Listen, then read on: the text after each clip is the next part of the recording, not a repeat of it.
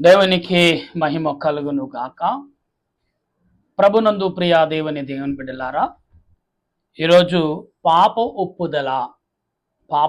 ఒప్పుదల. ఈ పాపము అనేది ఎటువంటిదో బైబిల్ గ్రంథంలో మనం తేటగా తెలుసుకుందాం. దాని కొరకు ప్రార్థన చేద్దాం. సర్వ సృష్టిని నీతిని పరిపాలించుచున్న ఓ మా ప్రభువా, నీ కొందనాలయ్యా.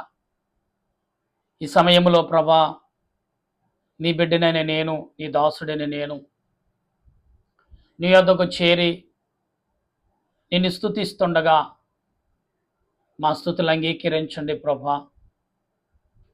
దేవా, నా ప్రార్థన అంగీకరించండి ప్రభా. దయగల తండ్రి, నీ స్తోత్రాలు. దేవా, ఈ సమయంలో నీ వాక్యములు చేతపట్టి నీ ఎదుటికి వచ్చి ఉన్నాను. నీ బిడ్డలు ఎదుట వచ్చి ఉన్నాను ప్రభా.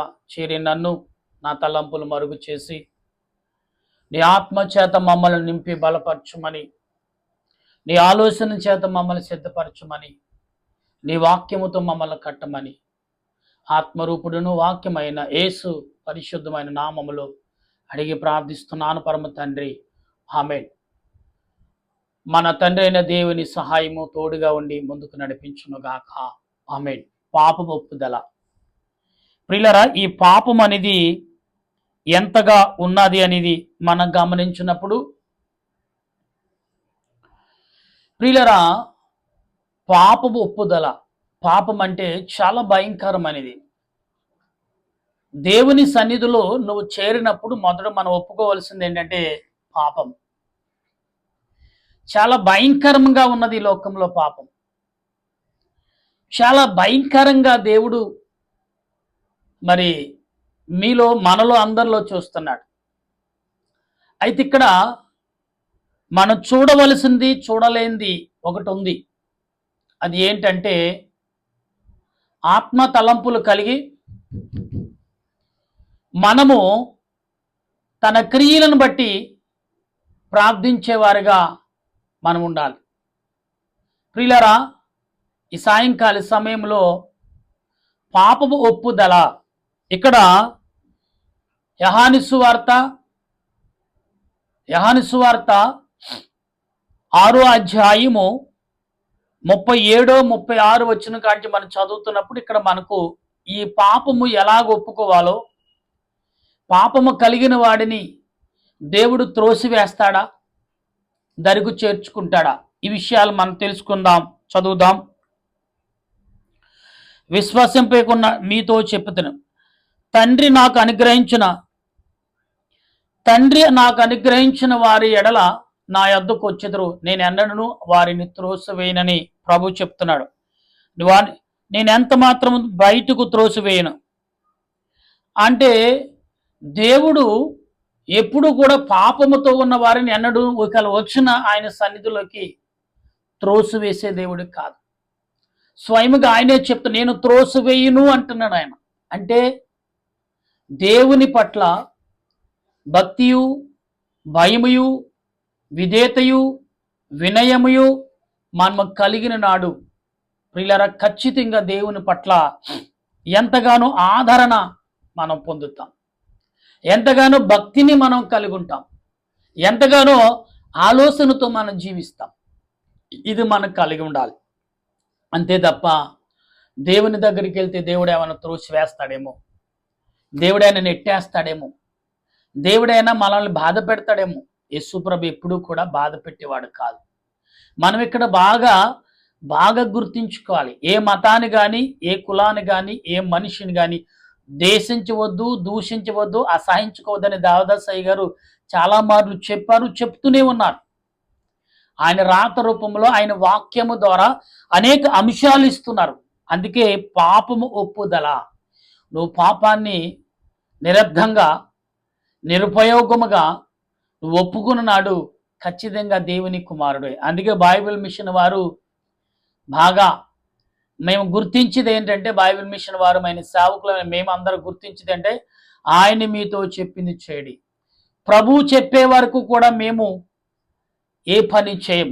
ప్రభువు చెప్పాలి. ఎందుకంటే మేము ఒకవేళ మా లోక సంబంధంగా మాకు ప్రేరేపణ వచ్చి పనిచేస్తే దేవునికి మాకు కూడా అవమానకరంగా ఉంటుంది. అందుకే దేవుని సన్నిధిలో కనిపెట్టాలి, ప్రార్థన చేయాలి, విజ్ఞాపన చేయాలి. అప్పుడే ఆయన సన్నిధిలో నిత్యముగా ప్రార్థించేవారు.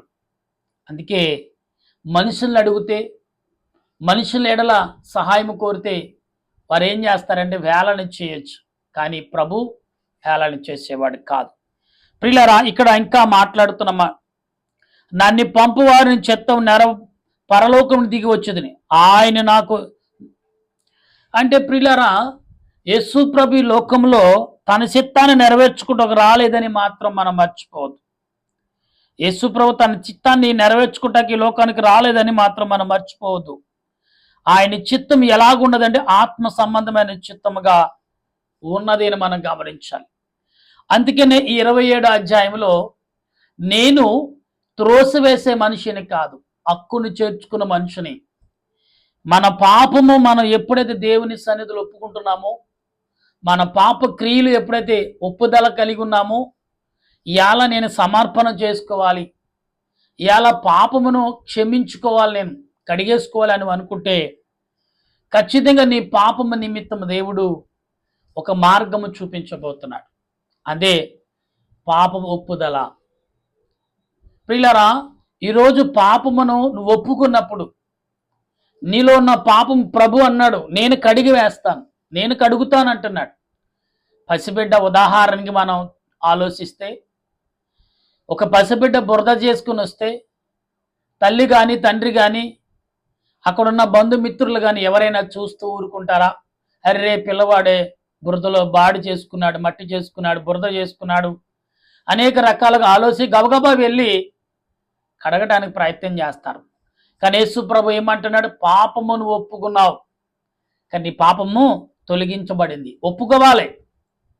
నా భార్య చూసి ఏళన కడతేమో, నా భర్త చూసి ఏళన చేస్తాడేమో, లేకపోతే నా పిల్లలు ఏళన చేస్తారు, నా బంధుమిత్రులు ఏళన చేస్తారు, ఎవరు చూస్తున్నారు ఎవరు చూడకపోయినా నీ పాపం నువ్వు ఒప్పుకోవచ్చిందే. అందుకే పాపము ఒప్పుదల. ప్రియులరా, పాపము ఎప్పుడైతే నువ్వు తొలగించుకుంటానికి ప్రయత్నం చేస్తున్నావో ఆ పాపము నిన్ను రక్షించుటకు చూస్తుంది.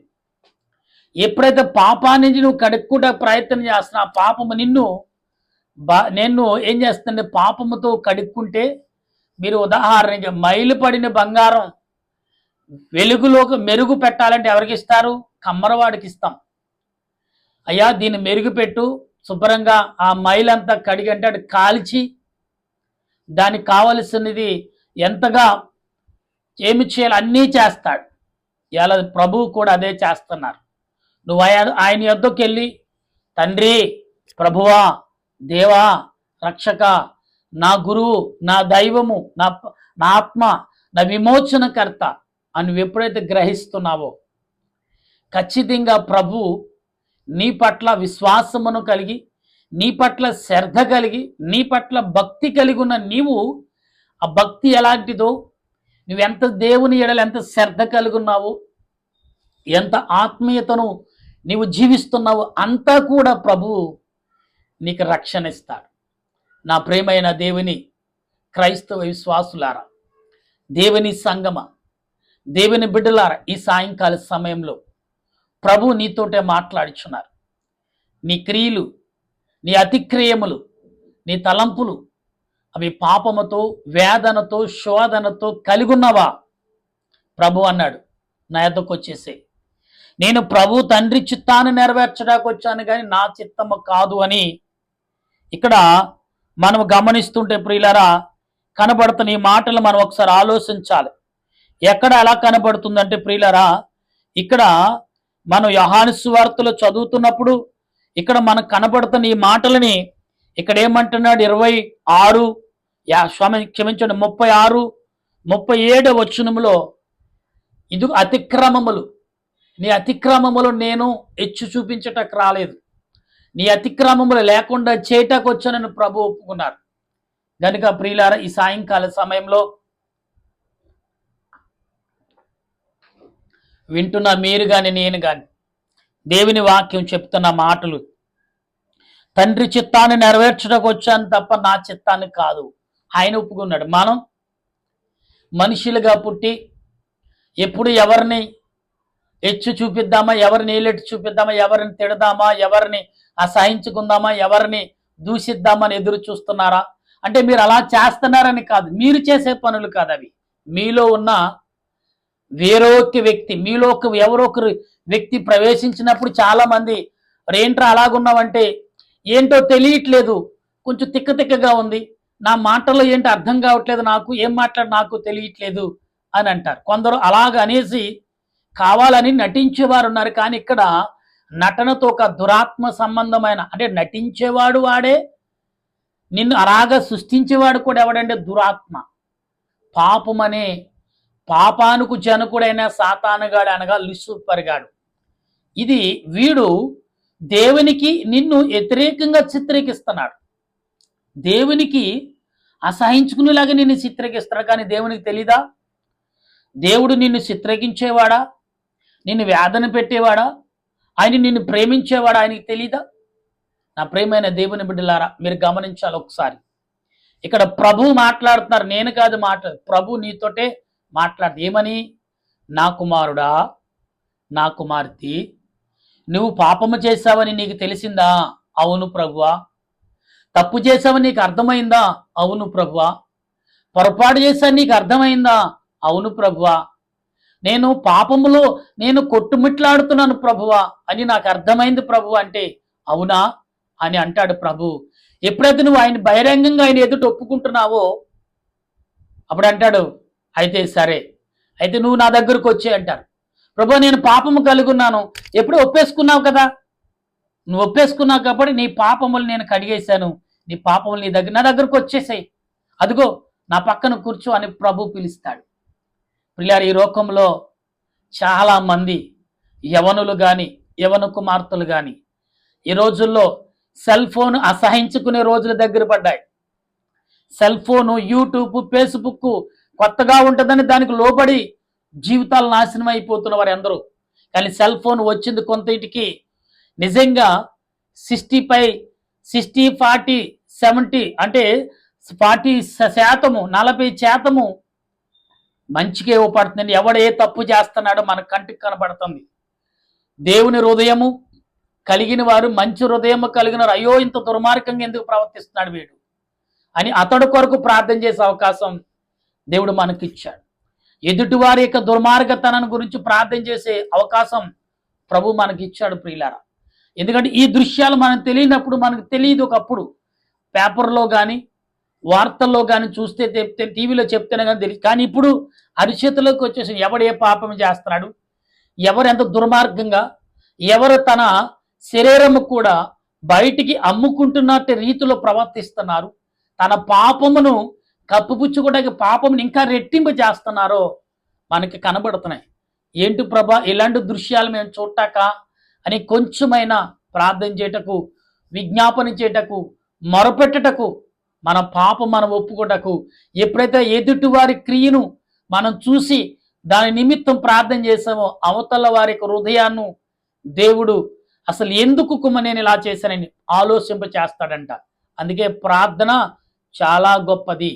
ప్రార్థన ఖండాలు దాటి వెళ్తుంది, ప్రార్థన యుగాలు దాటి వెళ్తుంది, ప్రార్థన తరాలను గుర్తు చేస్తుంది. ప్రార్థన అనేక విషయాలను నిన్ను బలపరిచి జ్ఞాపం చేసి కన్నీటితో దుఃఖముతో నిన్ను క్షమించుకునే విధానము దయచేస్తుంది ప్రియులారా. అందుకనే ఎవరిని దూషించవద్దు, ఎవరిని ప్రార్థన బైబిల్ గ్రంథంలో ఏది చెప్తే అదే ప్రకటించండి.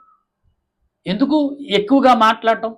ప్రభు అన్నారు, నేను నా తండ్రి చిత్తాన్ని నెరవేర్చడానికి వచ్చాను తప్ప, ఇక్కడ 38 అంటున్నాడు, నేను నా తండ్రి చిత్తమును నెరవేర్చడానికి వచ్చాను తప్ప నా చిత్తము కాదు అన్నారు. అంటే ఏంటి? తన ఉద్దేశం ఏమీ లేదు, నిమిత్తం మాత్రుడు. అంటే తండ్రి శరీర రీతిగా ఒక మనిషికి శరీరం నాకు ఇచ్చాడు, ఆ శరీరాలను పంపించాడు, ఆ శరీర సంబంధమైన ఆత్మ సంబంధమైన నేను తండ్రికి ఏమి చేయాలి అది చేయాలి ఆయన ఒక నిర్ణయం తీసేసుకున్నాడు. లోక సంబంధంగా నీ జ్ఞానము కలిగినప్పుడు చిన్నప్పుడు ఓ 10-12 ఏళ్ళు వయసు వచ్చే వరకు నీకేమి తెలియదు. అందరూ ప్రభు దూతలు పరిశుద్ధులు ఎన్ని దెబ్బలు వచ్చినా ఎన్ని తలిగినా ఏం తలగవు. అందుకే పైనుంచి పిల్లల కింద పడి నేల మీద పడి నేల అంటే పరుపుగా మారుతుందని పిల్లలకు.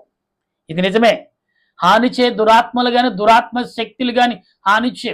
ఎందుకంటే అప్పుడప్పుడు పిల్లలు తల్లిదండ్రులను అద్దుకుంటారు చూసారా, వారి పాపములు వచ్చి వారి అనారోగ్యాన్ని గురించి. అందుకే తెలియని వాడికి చిన్నపిల్లల్ని ఇవ్వకండి. ఇచ్చేటప్పుడు వెంటనే మన ఇండియాలో కొన్ని విధానాలు ఉన్నాయి. ప్రార్థన చేయటం, సిలువేయటం, ప్రభువా స్తోత్రం నాయన బిడ్డను కాపాడని మనం సాయంకాలం పూట ప్రార్థన చేసి ఆ బిడ్డకు స్నానం చేపించి తల్లిపాలు పట్టించి పండుగ పెట్టండి, హాయిగా పండుకుంటాడు. లేదు మా అన్నయ్యే, మా అక్కే, మా తమ్ముడే, మా ఇదే అనుకుంటే తల్లికి తండ్రి ప్రేమకును బయట రక్త సంబంధ ప్రేమకు కొంచెం డిఫరెన్స్ ఉంటుంది. ఎందుకంటే ఏమో వారు ఏ తలంపు కలిగి ఉన్నారు. కొందరిలో కొన్ని కుటుంబాల్లో ఉదాహరణ చెప్తున్నాను, మీరు పొరపాటుగా అర్థం చేసుకోకండి ప్రియులారా. కొన్ని కుటుంబాల్లో కొందరికి ఆడపిల్లలు పుడతారు, కొందరికి మగపిల్లలు పుడతారు. నాకెందుకు లేదు, కనీసం ఓ ఆడపిల్ల ఆడికిచ్చి మగపిల్ల నాకు కూడా ఇస్తే బాగుంటున్న దేవుడు అని అసహించుకుంటూ సనుక్కుంటూ ఎత్తుకుంటారు. ఆ సనుగుడు ఆ బిడ్డలకు, చంటి బిడ్డల హానిగా మారుతుంది. దురాత్మ వారిని శోధిస్తుంది అన్నమాట. అందుకనే ఏ బిడ్డను ఎత్తుకున్నా, అందుకే చాలా మంది తల్లిదండ్రులు తన పిల్లలను ఎదుటి వారికి ఇవ్వటానికి ఇష్టపడరు. పర్లేదు నేను ఎత్తుకుంటానండి, నేను ఎత్తుకుంటానని. అందుకే చూడండి మన ఇండియాలో చాలా సాంప్రదాయాలు ఉన్నాయి కదా. ఈ ఉప్పు కళ్ళుతో దిట్టి తీసి అలా నిప్పుల్లో వేస్తే ఆ ఉప్పు కళ్ళు డబడబ పేలుతాయి కదా. ఇదిగోసం ఎంత దిష్టి ఉందో అంటారు. ప్రియులారా, ఎందుకు అంటే యేసు నామములో ఎప్పుడైతే ప్రార్థన చేసి ఆ బిడ్డకి నువ్వు మనసులో తలంచి, ప్రభువా ఈ బిడ్డను, నా బిడ్డను అవతల వారు నా రక్తసంబంధ చేతికి అప్పగిస్తున్నాను, ఎటువంటి దురాత్మ ప్రవేశించకుండా ప్రభువా నీవే కాపాడు దేవా అంటే దూతలు తన బొడులోకి వెళ్ళినా కానీ దురాత్మ తన దేహము ద్వారా రాకుండా కాపాడుతాడు. ఎవరి దేహం? అవతల వారి దేహం. అందుకే సెకండ్ తీసుకున్నప్పుడు చాలా మంది మనం గుండులు అద్దుకుంటే స్త్రీలు కవుగులు అలా అద్దుకున్నప్పుడు మనుషులకి ఎక్కడ లేని బరువు దిగుతుంది. కొంత అవతల వారు మంచి మనసు ఉంటే అవతల వారు దురాత్మ శోధించబడితే కొంచెం ఊరట దొరుకుతుంది. ఎందుకంటే నీలో ఉన్న ఆత్మ అవతల ఉన్న ఆత్మకు కొంచెం ఊరటనిచ్చి రక్షించేదిగా ఉంటుంది. అలాంటి పనులు మనం చేయట్లేదు ఈ రోజుల్లో. అంటాం, అర్రే వీడు ఏడుస్తున్నాడే అని ఏదో అనుకుంటాం, లేదా కడుపు నొప్పి వచ్చిందా కావో డాక్టర్ దగ్గర తీసి. తల్లిగా నువ్వు చేయవలసిన జాగ్రత్తలు తీసుకుని ఎదుటి వారి యొక్క విషయంలో బిడ్డల చేతిలో పెడ. అందుకే ప్రభు అన్నారు, ఇదిగో నా యొద్దకు వచ్చిన వారు ఎన్నడిని త్రోసివేయను. ప్రభు ఎప్పుడు త్రోసివేయడు. కానీ ఈ లోకము సాతానుగాడు ఎప్పుడు దొరుకుతున్నాడా, ఎప్పుడు ప్రజలు దొరుకుతారా, ఎప్పుడు ఏ రకంగా దొరుకుతారని ఎదురు చూస్తారు. అందుకనే మనం ఎప్పుడైనా సరే శత్రువైన మన ఇంట్లో మన కోడలు కానీ, మన కొడుకు కానీ, మా అన్న కానీ, తోడుకోలు కానీ, మేనత్త కానీ, మేనమామ, కొన్ని వరసలు కలిగిన బంధువులు ఉన్నారు. వాళ్ళు వచ్చి సెకండ్ ఇచ్చి కౌగిలించుకుని బాగున్నావంటే నీ మంచి హృదయంతో నువ్వు అవతల వారిని బాగున్నానక్క, బాగున్నాను పిన్ని అంటే నీలో ఉన్న పరిశుద్ధాత్మ ఏమవుతుంది, అవతల ఉన్న చెడు తలంపులు కలిగిన ఆత్మను కూడా గద్దించి తప్పు అలా చేయకు, అలాగ ఆలోచించుకో, ఈమె నీ కొరకు మంచిగా ఆలోచిస్తుంది, నువ్వు ఇలాగ ఆలోచించని గర్దిస్తుంది. అంటే ఎవరి ఆత్మ? నాలో ఉన్న ఆత్మ. అవతల ఆవిడ సెకండ్ ఇచ్చినా ఎలాగ అత్తుకున్నా జరిగే పనులు. అందుకబట్టి ఆత్మ అనేక రకాలుగా దేవుని ఆత్మ విభజింపబడింది. ఇప్పుడు ఎంతమంది ఉన్నారు ప్రపంచంలో? 800 కోట్ల ప్రజలు. అంటే 800 కోట్ల ప్రజల ఆత్మ, ఒకటికున్న ఆత్మ ఇన్ని వేల కోట్ల మంది ఆత్మలు, వందల మనుషులకు హృదయాల్లోకి దేవుడు నివసింపచే, అంటే ఎన్ని రకాలుగా ఆయన ఆత్మను విభజించి చేశాడు. అంటే ఈ రోజున మనం గమనించాలి ప్రియులారా. అందుకే పాపము ఒప్పుదల. నువ్వు ఎప్పుడైతే దేవుని సన్నిధిలోకి వచ్చావో, ఈ రోజు నా పాపాన్ని ఒప్పుకుంటాను మనసులో అనుకుని అది నిజంగా బయట పెట్టినప్పుడు, అరే ఎందుకు ఇతను ఏడుస్తున్నాడే, అదే ఇతను ఏదో పశ్చాత్తాపడుతున్నాడే దైవజనుడు గమనించినప్పుడు భయపడకో, దేవుడు నీకు తోడై ఉంటాడు అని చుట్టుపక్కల వారు బలపరిస్తే అది నిజమైన దృఢమైన పరలోక యొక్క ఆదరణ దొరికిందో అవుతుంది. అంతే తప్ప ఇడేదో దుర్మార్గ పని చేశాడు అందుకే కర్మ అనిపిస్తున్నాడు అని అనకండి. కర్మ అనేది ప్రియులారా ఎవరో చేస్తే కదా, పితరులు చేస్తే ఆ కర్మను నువ్వు చేసే ప్రార్థన, నువ్వు చేసే విజ్ఞాపన, నీ ద్వారా నేను అతనిలో ఉన్న కర్మ పాపక్రియలు ఎలా నేను తొలగించగలను. నీ ప్రార్థన అవతల వారి యొక్క పాపమును కడుక్కోవడానికి అవకాశం కల్పిస్తుంది. ఈ విషయాలు మనం బాగా అర్థం చేసుకోవాలి. ఎదుటివారు దేవదశయ్యర్ అందుకన్నారు, పక్కనే ఉన్నాడు పగవాడు చెంతనే చేరాడు శనిగాడు మెలకు కలిగి ఉన్న ప్రియులారా. నీ పక్కవాడు మెలకు కలిగి లేకపోతే నువ్వు మెలకు కలిగి ఉండాలి. మన 10 మంది కన్నికి లేక విషయం చదువునప్పుడు వారు మెలకుగా ఉన్నారు, వారు ఈరు అన్నారు అనుకోండి, వీరు కూడా మెలకుగా ఉండండి అని చెప్పుంటే ఆనాడు 10 మంది కూడా పరలోక రాజ్యంలో చేరు. కానీ దేవుడు అక్కడ ఎందుకు చేశాడండి? కొందరు మెలకు కలిగి ఉన్న, కొందరు అవతల వారు మనం లేపుతారులే అని ఆ అపనమ్మకంతో ఉంటాడు, వాళ్ళ మిగిలిపోయారు. నమ్మకంతో విశ్వాసంతో ఒకరైనా 5గురిలో 10 మందిలో 5గురైనా పరలోకి ఎత్తపడ్డారనే విషయం మనం తెలుసుకోవాలి. ఈ సాయంకాల సమయంలో పాపము ఒప్పుదల అనే మాటను ప్రభు నీకు ఎందుకు ఇచ్చాడు? ఎందుకు ఈ మాటలు ప్రభు నీకు అందించాడు? ఎందుకు ఈ మాటలు నీకు ద్వారా ప్రభు ఎందుకు నిన్ను త్రోసివేయొద్దు అంటున్నాడు? ఆయన హత్తుకునేవాడు, ఆయన గుండెలలో పెట్టుకునేవాడు, నిన్ను ప్రేమించేవాడు, నీ చేయి పట్టుకి నీ భూలోకను పరలోకలను తీసుకెళ్లేవాడు. మన ముందు ఎందరో హతసాక్షులు అయిపోతున్నారు, ఎందరో మన కళ్ళ ముందు మరుగైపోతుంది. అయ్యో ఇంకా కొన్ని రోజులు ఉంటే బాగుండని. అతడు హతసాక్షి అయిపోయాడు, ఎవరి చేత చంపించబడ్డాడు. ఆయన అంతవరకు ఆయన పని చేశాడు.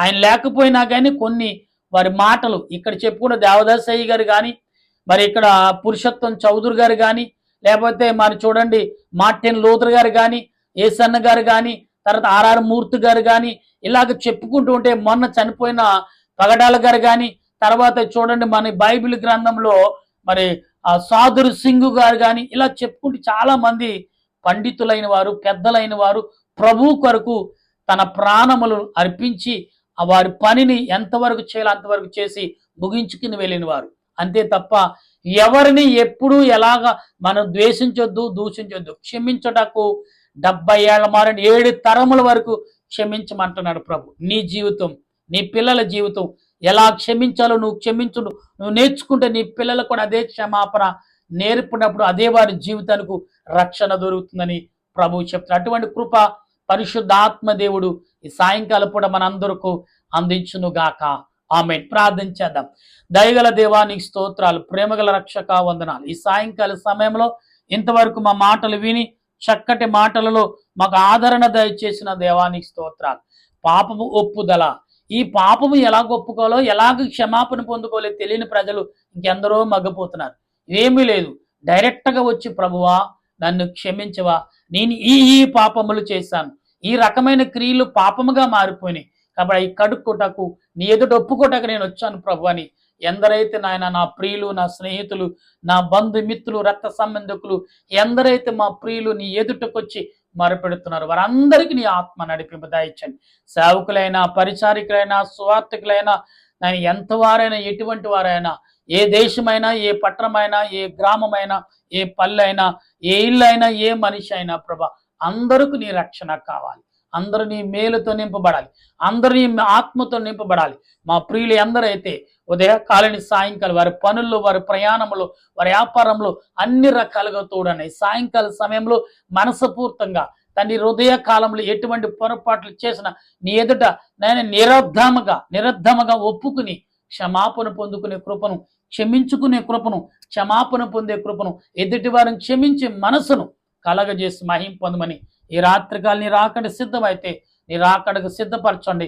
ఆలస్యమైతే ప్రభా ఏకవుజాము లేచి మేమందరం నీ పాదములు ఎదుట మొరపెట్టగల కృపను మాకు అందించమని ఆత్మరక్షణకర్త అయిన దేవదేవిని పరిశుద్ధమైన నామములు అడిగి ప్రార్థిస్తున్నాను పరమ తండ్రి. ఆమేన్. మన తండ్రి అయిన దేవుని సహాయము, త్రియేక దేవుని ఆదరణ, పరిశుద్ధాత్మ అన్యేక జీవితం ఇప్పుడు ఎల్లప్పుడు సదా మనందరకు తోడుగా ఉండి ఆయన రాకడకు సిద్ధపరచును గాక. ఆమేన్, ఆమేన్, ఆమేన్. మీ అందరికీ వందనాలు. మరణాత.